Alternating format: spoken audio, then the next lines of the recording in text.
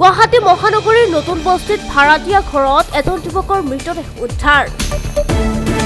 নতুন বস্তিৰ ভাড়াতীয়া ঘৰত যুৱকজনৰ চিপ লৈ আত্মহত্যা কৰা যুৱকজনৰ নাম মোস্তাফা আলী।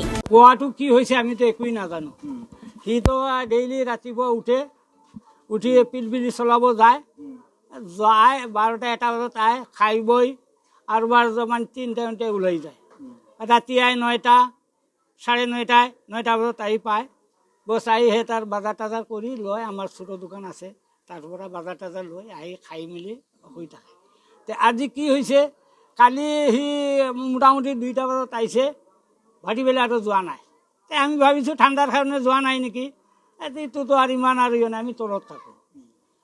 যোৱা নাই। ৰাতিপুৱাও মানে আমি 7:02 দোকান খুলিছোঁ, সৰু এটা দোকান। নমাজ পঢ়ি ৰাতিপুৱা হজৰৰ নমাজ পঢ়ি হইলে দেৰি হৈ যায়, 7:02 আমি খুলিছোঁ। মই ভাবিছোঁ মোস্তাফা মানে গুচি গৈছে, নাই নেকি।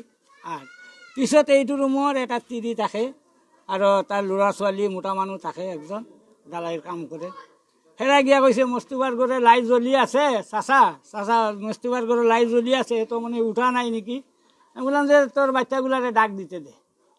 ওর বাচ্চাগুলা ডাকছে, উঠছে না। আরবার আমারে গিয়া কইছে, আমি দরজাত মারছু, মারি উড়ি আওয়াজ নাই যদি আমার দোকানত আরবার কাস্টমার আইছে, সেই মাতি আছে, চাচা করে ডাকি আছে। আমি আৰু গুচি গ'লোঁ। যোৱাৰ পিছত আমাৰ তিৰি মানুহ আছিল, তাক কৈছোঁ, আৰু ভাড়াটি আছিল 2জন, কৈছোঁ যাওকচোন যে কি হৈছে চাওকচোন, চেয়াৰ একটা লৈ যাওঁ। চেয়াৰ লৈ আহিছে, মানে তথাপি দেখা নাই। তাৰপিছত এই যে গজাল খোলা চাপল আছে না, চাপল দিয়ে দৰজাটো চাৰা দিয়ে দৰজা খুলছে।